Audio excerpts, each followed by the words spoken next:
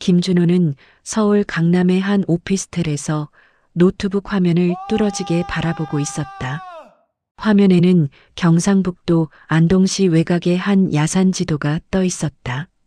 그의 눈빛은 탐욕으로 번들거렸다. 80억? 최소 80억이야. 그는 중얼거리며 계산기를 두드렸다. 대기업 계열사가 그 일대에 대규모 데이터 센터를 건설한다는 정보를 입수한 지 일주일째였다. 아직 공식 발표는 없었지만 그의 대학 동기이자 해당 기업 개발팀에서 일하는 친구로부터 확실한 정보를 얻었다. 문제는 그 개발 예정지 한가운데 자리 잡은 3만 평 남짓한 야산이 바로 김씨 문중의 선산이라는 점이었다. 오대조부터 시작해 증조부, 조부, 그리고 3년 전 돌아가신 아버지까지 200년 넘게 김씨 가문의 조상들이 잠들어 있는 곳이었다. 준호는 담배를 한 대 꺼내 물었다. 창밖으로 보이는 서울의 야경이 화려했지만 그의 눈에는 돈으로만 보였다. 30대 중반의 나이에 벤처 사업 실패로 10억 가까운 빚을 지고 있던 그에게 선산은 유일한 희망이었다. 할아버지, 아버지, 저승에서 이해해 주실 거야. 산 사람이 먼저잖아. 그는 스마트폰을 들어 큰아버지에게 전화를 걸었다. 신호음이 길게 이어지다 굵은 목소리가 들려왔다. 준호냐? 큰아버지, 저 준호예요. 내일 안동 내려가려고 하는데요. 선산 관련해서 상의 드릴 게 있어서요. 전화 너머로 잠시 침묵이 흘렀다. 선산? 갑자기 무슨 일이냐? 그게 요즘 관리가 제대로 안 되고 있는 것 같아서요. 제가 앞으로 관리 좀 맡아보려고요. 내가? 서울서 바쁘게 사는 내가 무슨 선산 관리를 한다고 그러냐? 준호는 미리 준비한 거짓말을 늘어놓았다. 아버지가 돌아가신 후 자신이 장손으로서 책임감을 느낀다는 둥, 조상님들께 죄송하다는 둥. 큰아버지는 반신반의하면서도 일단 만나서 이야기하자고 했다. 안동 김씨 종택은 400년 전통을 자랑하는 고택이었다. 마당에는 수령 300년이 넘은 은행나무가 우뚱 서 있었고 기와지붕 위로는 까치들이 분주히 날아다녔다. 준호가 도착했을 때 이미 문중 어른들이 모여 있었다. 큰아버지를 비롯해 작은아버지, 그리고 멀리 대구와 부산에서 온 친척들까지 모두 15명 남짓이었다. 준호가 선산을 팔자고 머리가 허연 종손 할아버지의 목소리가 사랑방을 울렸다. 준호는 최대한 침착하게 준비한 프레젠테이션 자료를 꺼냈다. 할아버지, 시대가 변했습니다. 선산을 그대로 두는 것보다 개발해서 얻은 수익으로 더 좋은 곳에 조상님들을 모시는 게 어떻겠습니까? 요즘은 최신식 봉안당도 있고. 닥쳐라.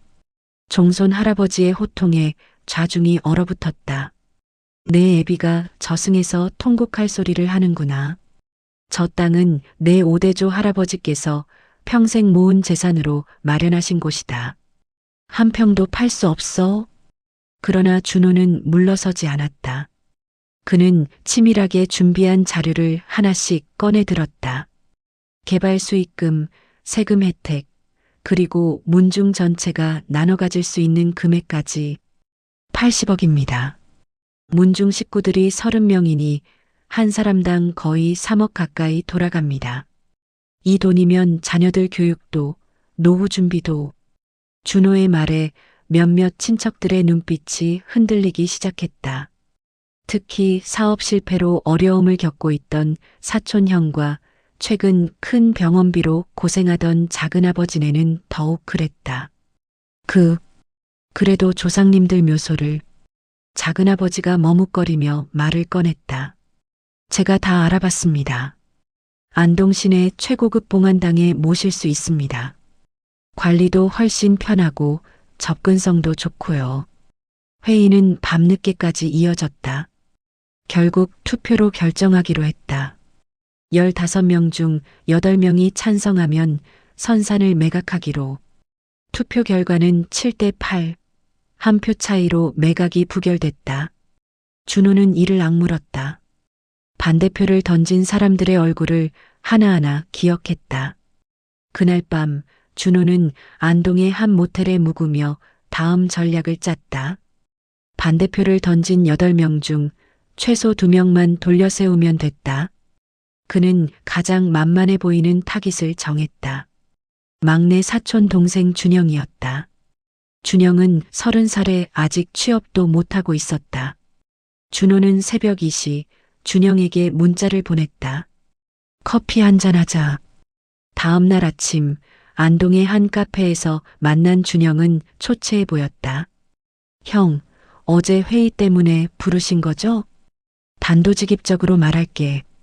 너 개인적으로 5억 줄 테니 찬성표로 바꿔라. 준영의 눈이 휘둥그레졌다. 형, 그건 생각해봐. 너 지금 상황에서 5억이면 인생이 바뀌잖아. 결혼도 하고 사업도 시작하고. 준영은 커피잔을 만지작거리며 고민에 빠졌다. 준호는 더 강하게 밀어붙였다. 어차피 조상님들도 후손들이 잘 사는 걸 바라실 거야. 땅에 묻혀 있는 것보다 후손들 미래가 더 중요하지 않겠어? 결국 준영은 고개를 끄덕였다. 준호는 비슷한 방식으로 경제적 어려움을 겪고 있던 또 다른 친척 한 명을 더 포섭했다. 일주일 후 재투표가 이뤄졌다. 이번엔 9대 6으로 매각이 가결됐다. 종손 할아버지는 크게 노하며 자리를 박차고 나갔지만 이미 결정된 일이었다. 매각 절차는 빠르게 진행됐다. 대기업 측에서는 계약금으로 40억을 즉시 지불했다. 단 조건이 있었다. 2달 안에 모든 묘소를 이장해야 한다는 것이었다. 준호는 직접 이장 업체를 섭외했다. 비용을 아끼기 위해 가장 싼 업체를 골랐다. 이장이 시작되던 날 하늘은 잔뜩 흐려 있었다. 포클레인이 선산 입구에 들어서자 갑자기 강한 바람이 불기 시작했다. 수백 년 된 소나무들이 괴성을 지르듯 흔들렸다. 불길하네요. 이장업체 직원이 중얼거렸지만 준호는 신경 쓰지 않았다. 미신 같은 소리 하지 말고 빨리 시작하시죠. 첫 삽이 들어가는 순간 종손 할아버지가 나타났다. 그는 지팡이를 짚고 힘겹게 산을 올라왔다. 멈춰라. 당장 멈추란 말이다. 할아버지는 포클레인 앞에 주저앉았다. 이 땅에는 우리 선조들의 혼이 깃들어 있다. 내 놈들이 감히. 준호는 짜증스럽게 할아버지를 부축해 일으켰다. 할아버지, 이미 결정된 일입니다. 문중회의에서 합법적으로. 합법? 내 놈이 돈으로 매수한 게 합법이냐? 할아버지의 말에 준호는 잠시 움찔했지만 이내 태연한 척했다. 증거라도 있습니까? 없으면 방해하지 마시고 비켜주세요. 할아버지는 통곡하며 산을 내려갔다. 그날 오후 오대조 할아버지의 묘가 파헤쳐졌다. 놀랍게도 관은 거의 썩지 않은 상태였다. 이상하네. 200년이 넘은 관인데. 인부들이 수군거렸다. 관을 열자 더욱 놀라운 일이 벌어졌다. 유골이 마치 금방 묻은 것처럼 온전한 형태를 유지하고 있었던 것이다. 명당 중에 명당이었나 보네. 이장업체 사장이 감탄했다. 준호는 오히려 불쾌했다. 그렇게 좋은 땅이었다면 더 비싸게 팔 수 있었을 텐데. 이장이 완료되고 일주일 후 준호는 계약금 중 자신의 몫인 15억을 받았다. 빚을 갚고도 5억이 남았다. 그는 즉시 강남의 더 좋은 오피스텔로 이사했고 새 외제차도 샀다. 그러나 이상한 일이 시작됐다. 매일 밤 악몽을 꾸기 시작한 것이다. 꿈속에서 하얀 수의를 입은 노인들이 나타나 그를 노려봤다. 내가 우리의 안식을 깨뜨렸구나. 후손이라 불릴 자격이 없다. 준호는 잠에서 깨어나 식은땀을 흘렸다. 단순한 스트레스라고 생각하며 수면제를 먹기 시작했다. 한 달 후 준영이 교통사고로 세상을 떠났다. 찬성표로 돌아선 대가로 5억을 받은 바로 그 사촌이었다. 음주운전 차량에 치여 즉사했다. 장례식장에서 준호는 불안감을 느꼈지만 우연이라고 자위했다. 그러나 불행은 계속됐다. 함께 찬성표를 던진 작은아버지네 집에 화재가 발생했다. 다행히 인명피해는 없었지만 전 재산이 잿더미가 됐다. 보험도 들지 않은 상태였다. 준호 자신에게도 이상한 일들이 벌어지기 시작했다. 새로 산 외제차는 시동이 걸리지 않았고 투자한 주식은 모두 폭락했다. 무엇보다 건강이 급속도로 나빠졌다. 원인 모를 두통과 복통에 시달렸다. 준호는 병원을 전전했지만 의사들은 특별한 이상을 찾지 못했다. 스트레스성이라는 진단만 반복됐다. 그러던 어느 날 종손 할아버지가 찾아왔다. 이제야 깨닫느냐? 할아버지의 눈빛은 연민으로 가득했다. 할아버지, 이게 다 조상의 넋을 건드린 대가다. 그 땅은 단순한 묘자리가 아니었어. 우리 가문 500년의 기운이 모인 곳이었단다. 준호는 무릎을 꿇었다. 제발 살려주세요. 어떻게 하면 됩니까? 이미 늦었다. 팔린 땅에는 이미 공사가 시작됐고 조상들의 유골은 차가운 봉안당에 갇혔다. 돌이킬 수 없어. 할아버지는 한숨을 쉬며 말을 이었다. 하지만 한 가지 방법이 있긴 하다. 내가 받은 돈을 모두 되돌려주고 평생 속죄하며 사는 것이다. 준호는 망설였다. 15억을 포기한다는 것은 다시 빈털터리가 된다는 의미였다. 그러나 계속되는 고통을 생각하면 그날 밤 준호는 다시 꿈을 꿨다. 이번엔 아버지가 나타났다. 준호야, 내가 그렇게 돈이 필요했니? 내가 너에게 가르친 것이 그것뿐이었니? 아버지의 눈에서 눈물이 흘렀다. 준호는 꿈속에서 오열했다. 아버지, 죄송합니다. 제가 잘못했습니다.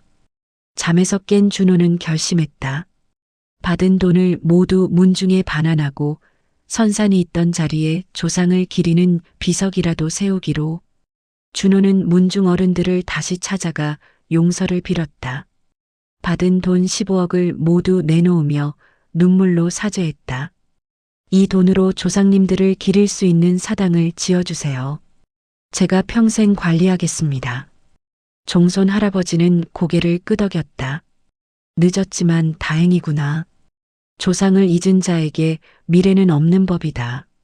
준호는 서울 생활을 정리하고 안동으로 내려왔다. 작은 한옥을 빌려 살며 새로 지은 사당을 관리하기 시작했다. 매일 새벽 조상들께 차례를 올리고 절을 했다. 놀랍게도 그의 건강이 회복되기 시작했다. 두통과 복통이 사라지고 악몽도 더 이상 꾸지 않았다. 어느 날 준호는 옛 선산 자리를 찾아갔다. 그곳엔 이미 거대한 데이터 센터가 들어서 있었다. 차가운 콘크리트 건물이 조상들이 잠들었던 자리를 덮고 있었다. 조상님들, 죄송합니다. 그는 땅에 엎드려 절을 했다. 그때 신기한 일이 일어났다. 바람이 불더니 어디선가 은은한 향내가 났다. 마치 조상들이 용서한다는 신호 같았다. 준호는 안동에서 새로운 삶을 시작했다. 전통 한옥 체험 프로그램을 운영하며 소소하게 살아갔다. 돈은 많지 않았지만 마음은 평안했다. 3년이 지난 후 준호는 지역 초등학교에서 전통 문화 강사로 활동하게 됐다. 어느 날 수업 시간 한 아이가 물었다. 선생님, 왜 옛날 사람들은 조상을 그렇게 중요하게 생각했어요? 준호는 잠시 생각하다 답했다. 조상은 우리의 뿌리이기 때문이란다. 나무가 뿌리 없이 살 수 없듯이 우리도 조상 없이는 존재할 수 없어. 조상을 모시는 것은 우리 자신을 지키는 일이야. 그럼 요즘 사람들은 왜 조상을 잘 안 모셔요? 아이의 순수한 질문에 준호는 씁쓸하게 웃었다. 돈이 더 중요하다고 생각하기 때문이지. 하지만 돈으로 살 수 없는 것들이 있단다. 가족의 사랑, 조상의 보살핌, 마음의 평화 같은 것들 말이야. 그날 저녁 준호는 사당에서 조상들께 저녁 차례를 올렸다. 향을 피우며 조용히 말했다. 오늘도 하루 잘 살았습니다. 조상님들 덕분입니다. 바람이 살랑 불어 향 연기가 하늘로 올라갔다. 마치 조상들이 대답하는 것 같았다. 그 무렵 데이터 센터에는 이상한 일들이 벌어지고 있었다. 원인 모를 정전이 자주 발생했고 서버 오류가 끊이지 않았다. 직원들 사이에서는 귀신이 나온다는 소문까지 돌았다. 결국 회사는 데이터 센터를 다른 곳으로 이전하기로 결정했다. 수백억을 들여 지은 건물이 3년 만에 버려지게 된 것이다. 준호는 그 소식을 듣고 혼자 중얼거렸다. 조상님들이 끝내 그 땅을 지키셨구나. 10년 후 준호는 문중의 종손이 되었다. 나이든 종손 할아버지가 그를 후계자로 지명한 것이다. 내가 가장 큰 잘못을 저질렀지만 가장 크게 뉘우쳤다. 조상을 욕되게 한 자가 조상을 가장 잘 모실 수 있는 법이다. 준호는 종손의 책임을 무겁게 받아들였다. 그는 흩어진 문중 사람들을 다시 모으고 젊은 세대에게 조상의 중요성을 가르쳤다. 버려진 데이터 센터 부지는 결국 시에서 매입해 공원으로 조성했다. 준호는 그곳에 선조 추모비를 세울 것을 제안했고 시에서도 흔쾌히 받아들였다. 추모비 제막식 날 준호는 조카들과 함께 그곳을 찾았다. 삼촌, 여기가 원래 우리 조상님들이 계셨던 곳이에요? 10살 된 조카가 물었다. 그래, 여기서 200년 넘게 우리를 지켜주셨단다. 그런데 왜 팔았어요? 준호는 조카의 머리를 쓰다듬으며 말했다. 삼촌이 욕심에 눈이 멀어서 큰 잘못을 했지. 하지만 이제는 깨달았어. 돈보다 소중한 게 있다는 걸. 뭔데요? 가족, 그리고 우리를 있게 한 조상님들이란다. 너희는 삼촌처럼 어리석은 선택을 하지 말거라. 조카는 고개를 끄덕였다. 준호는 추모비 앞에 준비해온 막걸리를 부으며 조용히 말했다. 조상님들, 이제 편히 쉬세요. 제가 끝까지 지키겠습니다. 하늘에서 따스한 햇살이 내려왔다. 마치 조상들이 미소 짓는 것 같았다. 준호는 그제야 진정한 평화를 느꼈다. 돈으로는 결코 살 수 없었던 마음의 평화를. 그날 이후 준호는 매년 제사 때마다 후손들에게 이 이야기를 들려주었다. 조상을 팔아 돈을 벌려 했던 어리석은 후손의 이야기를. 그리고 그가 깨달은 진실을. 조상은 단순히 돌아가신 분들이 아니다. 그들은 우리 안에 살아있는 정신이고 우리를 지탱하는 뿌리다. 그 뿌리를 잃으면 우리는 바람에 날리는 낙엽과 같아진다. 준호의 이야기는 문중을 넘어 지역사회에 전해졌다. 많은 이들이 그의 실수와 참회, 그리고 깨달음에서 교훈을 얻었다. 마침내 준호가 나이 들어 임종을 맞았을 때 그는 유언을 남겼다. 나를 그 추모비 옆에 묻어다오. 평생 지키지 못했던 조상님들을 이제는 영원히 곁에서 모시고 싶구나. 그의 유언대로 준호는 추모비 옆 작은 묘소에 안장됐다. 비석에는 이렇게 쓰여 있었다. 여기 조상을 욕되게 했다가 평생 속죄한 후손이 잠들다. 후대의 경계가 되기를. 준호의 이야기는 그렇게 또 하나의 전설이 되어 후손들에게 전해졌다. 돈에 눈이 멀어 가장 소중한 것을 잃을 뻔했던 한 남자의 이야기. 그리고 늦게나마 깨달음을 얻어 진정한 삶을 찾은 이야기로. 선사는 사라졌지만 그 정신은 오히려 더 강하게 살아남았다. 준호가 세운 사당은 이제 지역의 명소가 되었고 많은 이들이 찾아와 조상의 의미를 되새기는 곳이 되었다. 어느 봄날 사당 마당에 벚꽃이 만개했다. 꽃잎이 바람에 날리는 모습이 마치 조상들의 축복 같았다. 준호의 손자가 사당 계단을 오르며 할아버지가 늘 하던 말을 되뇌었다. 조상을 잊은 자에게 미래는 없다. 그리고 정성껏 향을 피우며 절을 올렸다. 하늘은 맑고 푸르렀다. 이 이야기는 물질 만능주의 시대에 우리가 잊고 살아가는 소중한 가치들을 되돌아보게 합니다. 조상은 단순히 과거의 사람들이 아니라 우리의 정체성과 존재 이유를 설명해주는 뿌리입니다. 그 뿌리를 돈과 바꾸려 했던 한 남자의 실수와 깨달음을 통해 우리는 진정으로 가치 있는 것이 무엇인지 다시 한번 생각해 볼 수 있습니다.